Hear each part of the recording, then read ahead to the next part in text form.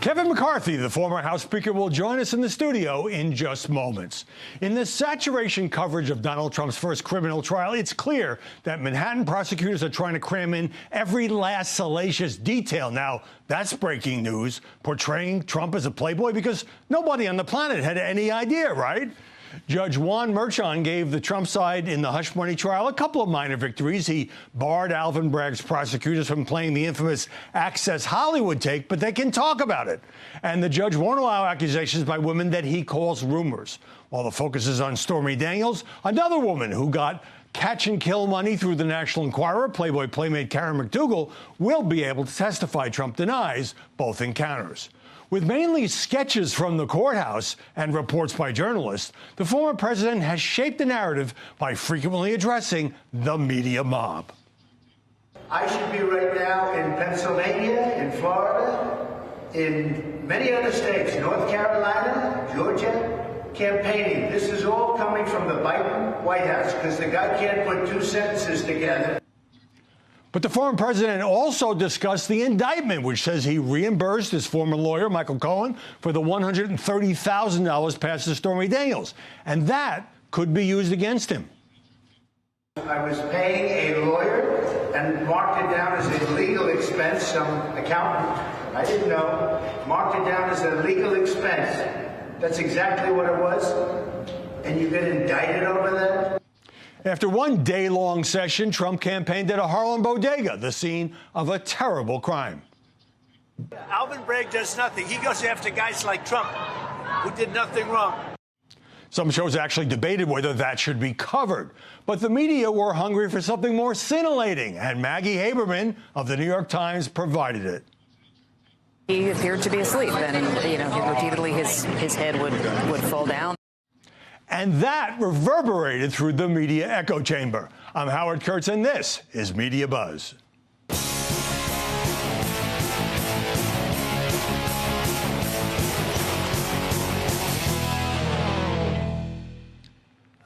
In the battle over jury selection, there's a deep ideological divide among the pundits.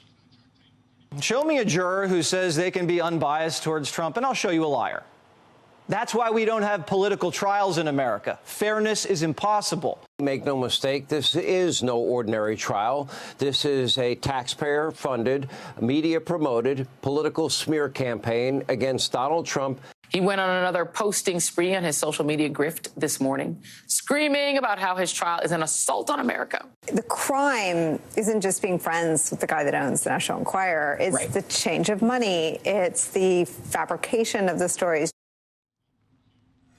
Joining us now to analyze the coverage in Nashville, Tomi Lahren, a Fox News commentator and host of Tomi Lahren is Fearless on OutKick. And in Phoenix, Lucy Caldwell, an advisor to Renew America. Tomi, with the judge giving Manhattan prosecutors broad leeway to talk about Donald Trump's past tabloid life, and this is a trial after all about a porn star, is the media coverage going to change many people's minds about who the former president is? I don't think anybody is confused about Donald Trump, his history. I mean, he's a former reality star, and they really tried this already in 2016, and it failed. They thought that their big moment was going to be that Access Hollywood tape, and it didn't hurt Trump. And in fact, it maybe in some circles got people talking about Trump and made him more relatable to some groups, and that's okay. But they've been trying to put him on the line for morality. The media has done this, and they clutch their pearls about Donald Trump. Meanwhile, they look the other way while actual crimes that are hurting actual people go right under their nose, and they don't seem to be clutching their pearls over those things. But if they're trying to make Donald Trump this bad guy, this playboy, this womanizer, it didn't work in 2016. It's not going to work in 2024. Sorry, guys. Try again. As I said, not exactly breaking news on that front. Lucy, the nitty-gritty details are kind of boring, falsifying expense records to reimburse Michael Cohen for passing money to Stormy Daniels. But is hearing from the National Enquirer and a former Playboy playmate and talk of the Access Hollywood tape, is that going to boost the coverage and the ratings just into the stratosphere? Well, I mean, I don't think this is a question of ratings, right? I mean, whether or not you think that this trial should have gone forward or not, whether or not you think it's boring, that's not the standard, whether it's boring or scintillating or not, for whether or not this case should have proceeded. You know, we could have a conversation about the case on its merit. But I also just want to say that I think that, Tomi, when you say they, who is this they? There is not some massive coordinated approach on messaging among the left, coordinating with prosecutors and media. I mean, if there were, the left would be a lot more effective in its efforts, right? So I think that we have to be clear here about who is doing what. There is a case. There is coverage of the case. The coverage of the case may not be that interesting. It may be about whether or not he's sleeping while he's, in trial. It may be about whether or not certain things are admissible. But how the coverage plays out versus how the case is proceeding, those are two different things. I agree with you that it ultimately comes down to the evidence and the testimony, but there's no way that this would be virtually wall-to-wall on some channels without any cameras in the courtroom if the media weren't putting up the numbers. Tomi, the media keeps saying, oh, Trump can't campaign, he's stuck.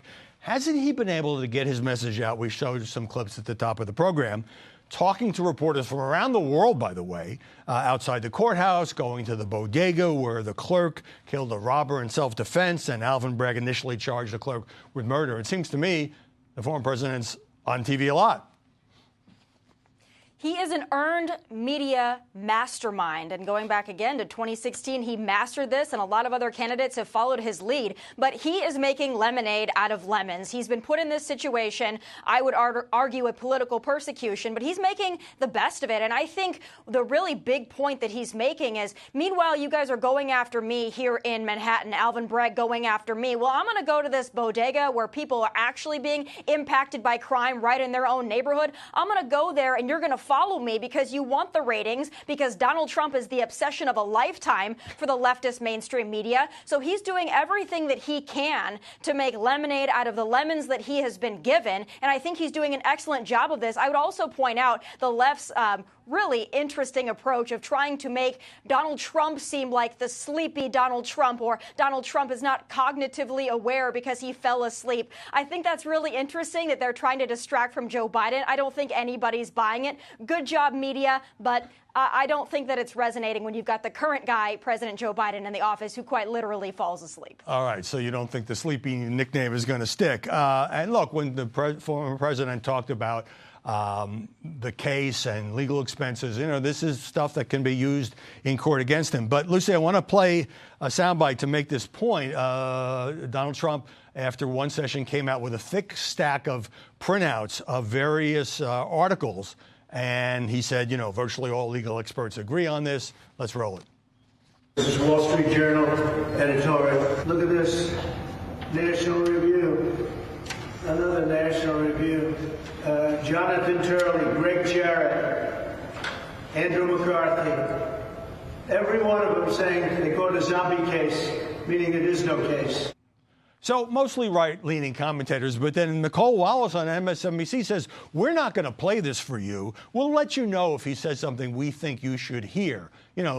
They bash him all day long on MSNBC, and then he speaks for about 4 or 5 minutes, and there's suddenly this, we couldn't possibly expose our viewers to this.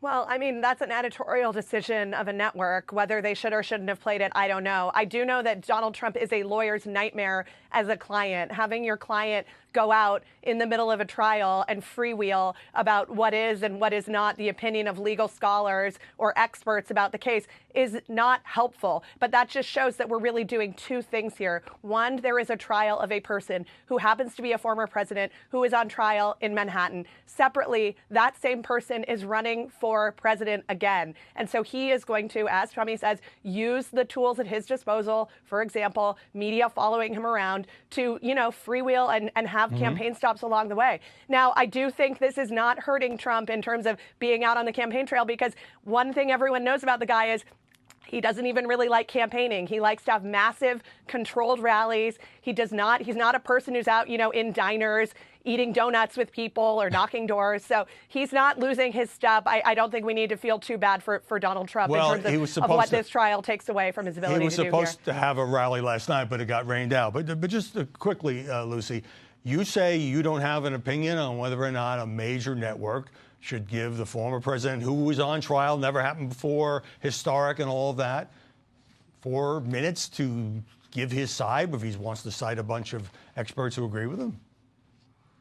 I don't think that one show's decision to not play a clip of Donald Trump outside doing a quick press gaggle outside of a trial in a break, I don't think that is, I'm not prepared to indict all of MSNBC because of one host's decision to not give him that airtime. He gets a lot of airtime on every network. Right. And other MSNBC shows have played some or replayed some of what the former president said. So, Tomi, are some prospective jurors, and we all learned a lot about jury selection this week, lying when they say, oh, I can be fair about Trump, and then the Trump lawyers dig into their old social media posts, and in one case, somebody wrote, lock him up, and in another case, reposted an anti-Trump video? Yeah, it's wild to me that anyone could think that this trial could be, any semblance of fair to the former president, given the area. I mean, I think we all know that the cards are stacked against him. I would just hope that some of those people that maybe even have some deep-seated Trump derangement syndrome within their bones, I would hope that they would take the justice system and their duty as a juror. I would hope that they would take that to heart and they would give this man a fair trial. I'm not going to hold my breath for that. But the fact that some of these other networks, they fail to discuss this, and we know that if the situation had been reversed, a lot of these anchors on other networks, they would be up in arms if Joe Biden was in the same position and somebody had tweeted something about Joe Biden or lock up Hillary. We know that there would be mass hysteria over that. But given it's Donald Trump, the unfairness doesn't seem to bother them whatsoever. Lucy, I got about half a minute. Judge Merchan admonished the press for giving out too much information about the prospective jurors, undermining their anonymity. And I think he was right if he put out, this is where a person works. They've got 3 kids. Sometimes it's not that hard to figure out. Yeah, I mean, there's been conversation about whether or not this jury needs to be sequestered because they are being exposed in ways that are really, really unprecedented. But to the point about whether or not this jury can be impartial, yeah, I think that we should hope that people could both hold in their minds knowledge of this defendant, who is one of the most famous people in the world, and having opinions about him, and being able to carry out their duty as jurors in a way that it's fair. But if you do this both sides of saying things like, don't hold your breath, you're setting yourself up for a situation where either way, you're going to start casting doubt on these jurors and doing a thing that contributes to making them unsafe, especially as their private information is being exposed. All right, ahead, Kevin McCarthy will be here, but when we come back, a senior NPR editor who says the network has gone off the rails into liberal activism resigns under fire for speaking out.